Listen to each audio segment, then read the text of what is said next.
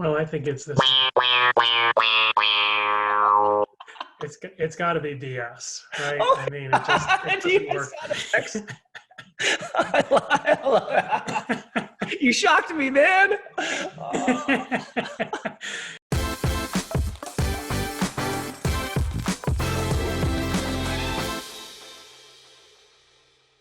Welcome, everybody, to another episode of Real Agile or BS. I'm your host with Agile Bob, at Agile Bob, and I'm at Agile Peter. We love to answer your frequently asked questions around Agile. We're going to jump right in. Today's topic is Sprint Zero. Some of you guys have heard of Sprint Zero before, so I'm going to throw it over to Bob to define and give us his first ideas around it. Is Sprint Zero real Agile or is it BS? What do you say, Bob? Well, I'm going to do this a little differently, Peter. Let me tell you what I use as Sprint Zero. Sprint Zero to me is a sprint we're doing prior to doing real work. And sometimes people use it to set up their environment. Sometimes they use it for various things. But it's basically not a sprint that counts towards building a product. So with that as a definition, I'm going to throw it back to you. What do you think? Is it real Agile or is it BS? Well, it's the way that you actually positioned it. It's kind of revealing. It's the iteration, I think, something to the effect of, you said, it's the iteration before we actually do real work. And so my first question to you is, if we're not doing real work in Sprint Zero, then what the hell is it actually? And so I'm going to give you my opinion straight up. Here we go. Sprint Zero is not Agile in my book. It is BS. I think it's a great excuse to continue to leverage the old behavior patterns or the dysfunctions of your company, essentially setting up a requirements gathering process, maybe for Sprint Zero, or a design process for Sprint Zero. Or, and I've seen this with clients, it's unfortunate, Sprint Zero is a opportunity for us to have meetings to talk about the meetings that we're going to have in the first sprint. And so Sprint Zero, I think, is a great excuse for hybrid organizations or organizations that are transitioning to Agile. But I would quickly tell them and tell my clients that this is something where if we're not actually engaging in the work, we might as well just call it Sprint One and begin there. And so I'm going to throw it back to you. What do you think? Sprint Zero, is it real Agile or BS? Well, I think it's this. It's got to be BS, right? Oh, I mean, it doesn't work. I love that. You shocked me, man. It's got to be BS, right? I mean, it's so, but there is a way that I use Sprint Zero on occasion with a brand new team. And so it's important for me to tell you this. And what I do is I call it a practice sprint. So let's do the things need to get ready to sprint. So let's get our environment set up. Let's understand how we're going to estimate. Let's make all kinds of decisions early on how we're going to do things, not actually do them, but how are we going to do them, and kind of have our procedures and plans in place for how that works, and do that during a sprint and call it a practice sprint. And if we can get some work done and we can get one user story done, for example, then it's a sprint that we used to learn something. Now we can go forward. So I think a practice sprint for brand new teams is really good.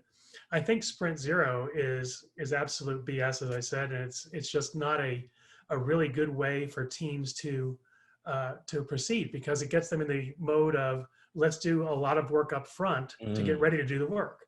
And if we're doing the work up front to get ready to do the work in terms of getting set up, that's great. But too often, as you said, it's like we're designing the meetings, we're figuring out when we're going to meet, we're figuring out milestones, we're doing a whole lot of stuff that looks an awful lot like waterfall. And that to me is just extending bad habits.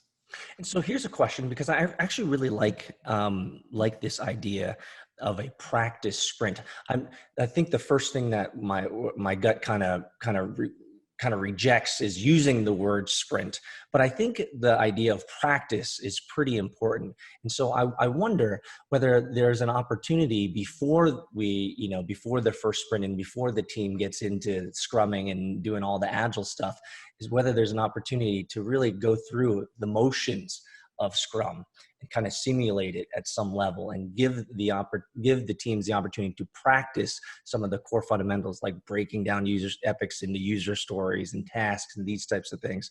And so is that something that usually, Bob, that you do with a client before the first sprint? You call it a practice sprint or a practice opportunity? Is that something done during training, or is that something done during coaching for you?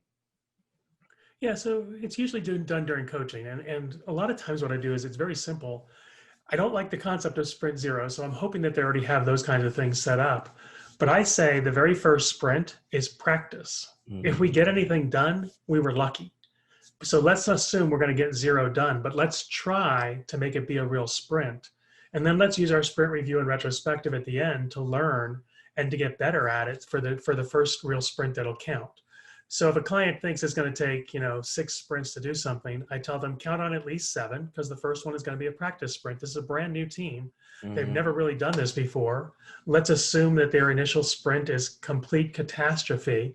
And if we get something of value out of it, great. And by the way, we still might hit 6 weeks, but we might hit 6 or 7 sprints. But we might have a better product because of it, because we didn't put the pressure on the team to try to do everything perfectly the first time. I love that. I think that's great. I think one of the things that we try to do in our training here at Agile for All is give people enough of the foundation of kind of practicing and going through the motions of Scrum, so that it will allow them enough context when they execute in the real world, for sure.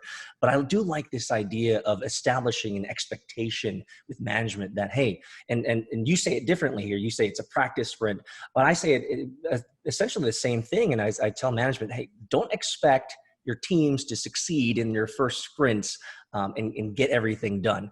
We're learning here. We're learning by doing. We're going through the motions, understanding that there are nuances and emergent things that come up during sprints that we're going to talk about at the retrospective, so we can improve the way that we do work as we move forward. So I really like this idea of kind of setting the expectations and using the word practice.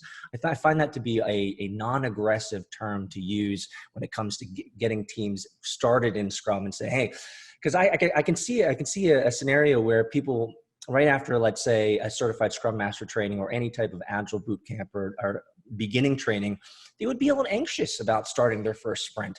And so I think leveraging this idea of a practice sprint, or an opportunity to practice and go through the motions, is a little bit less aggressive. It's more inviting, and it allows us to kind of have the latitude that, with the expectation that we're probably going to fail, we're probably going to mess up here, but we're going to learn a whole lot through it. Is that fair? Yeah, it lets them practice the estimation, it lets them practice the story splitting, it lets them practice having all of the events. How many teams have you coached, Peter, that the first time that they have a daily scrum, it's an hour long, right? Get all that stuff out of the way during your very first practice sprint. Maybe make sure we have the right people at the sprint review, make sure we understand how to use a retrospective effectively, because in the first sprint, a lot of stuff's going to go wrong. It's actually a great time to have a first retrospective, because they're going to have a million ideas. How do you collapse that down to 1 or 2 ideas that are going to be the best ones to make a difference? And like you, I'm a scientist at heart, so I like them to have 1 idea. So change 1 thing, because if you change 2 and you get better, which one made the difference? So I like them to change 1 thing. And in the very first sprint, it's a very hard practice to say, I know you have 27,000 things you want to change. Which one are you going to do in the next sprint to make yourselves better? Awesome. I love it. Well, to summarize it up, it's both Agile Bob and I agree that sprint zero is probably not something that you want to practice. However, leveraging that word practice, it might be an opportunity to introduce the teams to Scrum, the Scrum framework, the artifacts, the ceremonies, and the flow of work. So sprint zero, complete BS, but practicing Scrum, probably never a bad idea. I'll give you the final word here.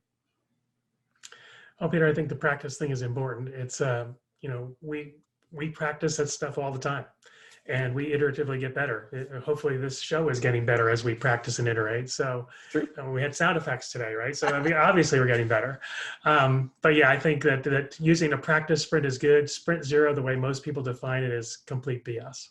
Absolutely. Well, guys, thanks for joining us in another episode of Real Agile or BS.